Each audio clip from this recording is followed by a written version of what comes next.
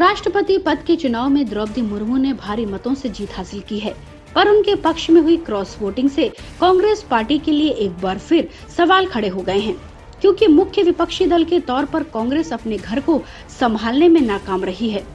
पूरे देश में लगभग कांग्रेस के 90 विधायकों ने क्रॉस वोटिंग की है, जिससे कुछ विधायकों ने कांग्रेस पार्टी छोड़कर भारतीय जनता पार्टी में जाने का मन बना लिया है, जिसके कारण कांग्रेस धीरे धीरे और कमजोर होगी। कांग्रेस के कुछ बड़े नेताओं ने भी चुनाव से पहले पार्टी छोड़ने का मन बना लिया है। हिमाचल प्रदेश में आनंद शर्मा बगावत करने वाले हैं। पंजाब में मनीष तिवारी भी बगावती मूड में हैं। वहीं छत्तीसगढ़ के बड़े नेता टीएस सिंहदेव भी बगावती रुख अपनाए हुए हैं। कई राज्यों में द्रौपदी मुर्मू को एनडीए के मतों से ज्यादा वोट मिले हैं। कांग्रेस को सबसे ज्यादा चिंता गुजरात, मध्य प्रदेश, हिमाचल प्रदेश और छत्तीसगढ़ को लेकर है। गुजरात और हिमाचल प्रदेश में कुछ महीनों बाद विधानसभा का चुनाव होना है। हिमाचल प्रदेश में पार्टी को बेहतर प्रदर्शन की उम्मीद है, लेकिन वहां मुर्मू की भारतीय जनता पार्टी के कुल मतों से 2 मत ज्यादा मिले हैं। गुजरात में भी एनडीए प्रत्याशी को 10 मत अधिक मिले हैं। यहाँ क्रॉस वोटिंग से साफ है कि कुछ और विधायक पाला बदल सकते हैं। गुजरात कांग्रेस के एक वरिष्ठ नेता ने कहा है कि राष्ट्रपति पद के चुनाव में क्रॉस वोटिंग हुई है। पार्टी इन सभी विधायकों से बात कर अपनी राय जानेगी। यह सवाल करने पर क्या पार्टी को डर है कि कुछ और विधायक पाला बदल सकते हैं, उन्होंने कहा कि भारतीय जनता पार्टी के पास अच्छे उम्मीदवार नहीं हैं। ऐसे में चुनाव जीतने और माहौल बनाने के लिए वो ऐसा कर सकती है। मध्य प्रदेश में निकाय चुनाव में कांग्रेस ने अच्छा प्रदर्शन किया है। ऐसे में पार्टी को भरोसा है कि विधानसभा चुनाव में भी बेहतर परिणाम आएंगे, पर राष्ट्रपति पद के चुनाव में क्रॉस वोटिंग से पार्टी को एक बार फिर अपनी रणनीति पर विचार करने के लिए मजबूर कर दिया है। मध्य प्रदेश में 1 दर्जन से अधिक विधायकों ने क्रॉस वोटिंग कर द्रौपदी मुर्मू के पक्ष में मतदान किया है। राष्ट्रपति पद के चुनाव के आंकड़े बताते हैं कि छत्तीसगढ़ में भी 6 विधायकों ने क्रॉस वोटिंग की है। छत्तीसगढ़ में 1.5 साल बाद विधानसभा का चुनाव होना है। असम में भी सबसे ज्यादा विधायकों ने क्रॉस वोटिंग की है। पार्टी के एक नेता ने कहा है कि यह चिंताजनक स्थिति है। पार्टी के वरिष्ठ नेताओं के साथ बैठक में इस विषय पर विचार करके चर्चा करने की आवश्यकता है। असम के मुख्यमंत्री हेमंत बिस्व शर्मा ने बताया है कि राज्य में एनडीए के 79 विधायक हैं, जबकि वहां मुर्मू को 104 वोट मिले हैं, यानी वहां विपक्ष के 25 विधायकों ने मुर्मू को वोट दिया है। महाराष्ट्र, झारखंड समेत कई और राज्यों में विपक्ष को झटका लगा है। Bureau report, public news.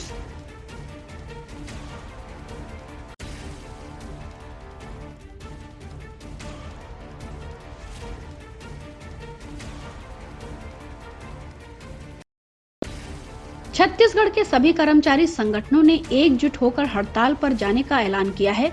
इसके चलते अगले 1 सप्ताह तक प्रदेश के सभी सरकारी दफ्तर बंद रहेंगे।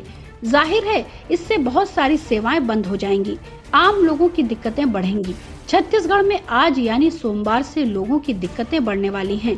प्रदेश के सभी कर्मचारी संगठनों ने एकजुट होकर हड़ताल का ऐलान किया है। इसके चलते अगले 7 दिनों तक सभी सरकारी दफ्तर बंद रहेंगे। कर्मचारियों की यह हड़ताल 25 से 29 जुलाई तक है। इसके बाद 30 जुलाई को शनिवार और 31 को रविवार का अवकाश है। शिक्षक पहले से ही हड़ताल पर हैं, इसलिए स्कूलों में भी बच्चों को 5 दिन मिड डे मील नहीं मिलेगा। राज्य के कर्मचारी केंद्रीय कर्मचारियों के समान डीए और एचआर की मांग कर रहे हैं। सभी केंद्र सरकार के कर्मचारियों को 34% महंगाई भत्ता दिया जाता है, जबकि राज्य कर्मचारियों को महज 22% ही मिलता है। ऐसे में कर्मचारी फेडरेशन ने हड़ताल का आह्वान किया है। इसमें अन्य कर्मचारी संगठन, शिक्षक संघ, पटवारी संघ भी शामिल हो गए हैं। कर्मचारियों की इस हड़ताल के कारण बहुत सारी सेवाएं बाधित हो जाएंगी। इन दिनों विधानसभा का मानसून सत्र चल रहा है। ऐसे में कर्मचारियों की हड़ताल का असर वहां भी पड़ेगा। कार्यवाही के दौरान ऐसे कई सवाल और सूचनाएं मांगी जाती हैं, जो तत्काल लगाई जाती हैं। इसका जवाब संबंधित विभाग के अधिकारी को देना होता है, लेकिन जानकारी जुटाने की जिम्मेदारी कर्मचारियों की होती है। ऐसे में यह काम प्रभावित हो सकता है। ऐसे ही वैक्सीनेशन, जाति प्रमाण पत्र सहित अन्य कार्यों में शिक्षकों की ड्यूटी लगी है, उस पर भी असर होगा। शासकीय कैलेंडर के अनुसार अगस्त के महीने में शनिवार और रविवार को मिलाकर कुल 13 दिन अवकाश के रहेंगे। इतने दिन सरकारी कार्यालय में कामकाज नहीं होगा। अगस्त के महीने में शनिवार और रविवार की 9 छुट्टियां हैं। इसके अलावा शासकीय अवकाश भी है। छुट्टियों के कारण केंद्र और राज्य शासन की महत्वपूर्ण योजनाओं के क्रियान्वयन पर भी असर पड़ेगा। कबीरधाम टीचर्स एसोसिएशन के जिला अध्यक्ष रमेश चंद्रवंशी ने बताया है कि छत्तीसगढ़ ही एकमात्र ऐसा राज्य है जहां केवल 22% महंगाई भत्ता दिया जाता है। कर्मचारियों को अभी भी 6.5 साल पुराने छठे वेतनमान के अनुसार मकान किराया भत्ता मिल रहा है। इसके चलते कर्मचारियों को प्रतिमाह लगभग 4,000 से 14,000 रुपए की आर्थिक क्षति हो रही है। अगर मांग पूरी नहीं होती है तो कर्मचारी अनिश्चितकालीन आंदोलन के लिए तैयार हैं। भारतीय जनता पार्टी सांसद संतोष पांडे ने मुख्यमंत्री भूपेश बघेल को पत्र लिखकर केंद्र के समान महंगाई भत्ता देने की मांग की है। सांसद की ओर से लिखे गए पत्र में कहा गया है कि केंद्र सरकार 34% महंगाई भत्ता दे रही है। Bureau report, public news.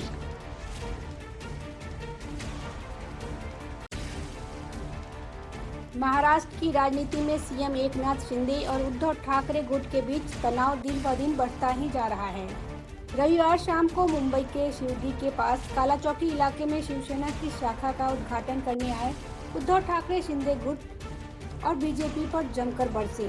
उन्होंने आरोप लगाया कि शिंदे गुट पार्टी ही नहीं चुरा रहे, उनके पिता को भी चुराने निकले हैं।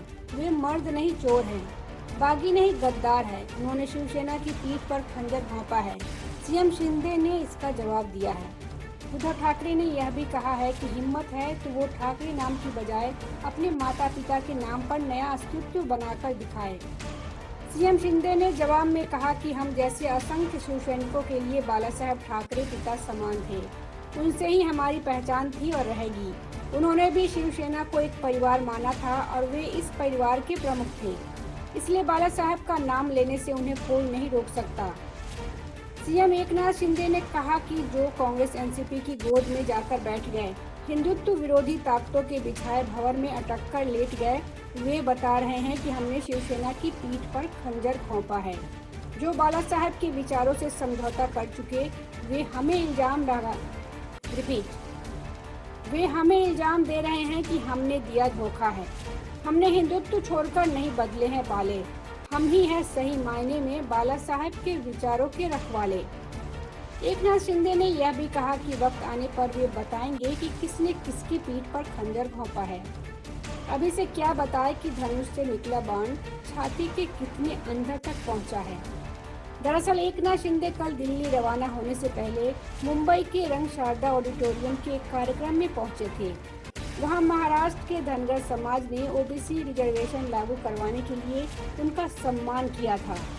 इस कार्यक्रम के खत्म होने के बाद पत्रकारों ने उन्हें घेर लिया और उद्धव ठाकरे के आरोपों पर प्रतिक्रियाएं मांगी। तब सीएम शिंदे ने ये बयान दिए। बता दें कि उद्धव ठाकरे ही नहीं, आदित्य ठाकरे भी अपनी शिव संवाद यात्रा में लगातार यह आरोप लगा रहे हैं कि जिस शिवसेना ने शिंदे गुट के नेताओं को इतना बड़ा किया, आज वे लोग ही शिवसेना को खत्म करने की साजिश रच रहे हैं। दरअसल शिंदे गुट ने खुद की असली शिवसेना होने का दावा करते हुए चुनाव आयोग की ओर रुख किया है। इस बीच पार्टी के लोकसभा में मौजूद 19 सांसदों में 12 ने शिंदे गुट की ओर कूच कर दिया है। लोकसभा में स्पीकर ने उन्हें अलग गुट की मान्यता भी दे दी है। उनका नया पार्टी विहिप चीफ भी नियुक्त होने वाला है। मतलब यह है कि ठाकरे परिवार के हाथों से शिवसेना की कमान खिसक सकती है, क्योंकि पार्टी का नाम और चिन्ह शिंदे गुट को मिल सकता है। इस पे अब उनका दावा मजबूत लगता है। Bureau report, public news.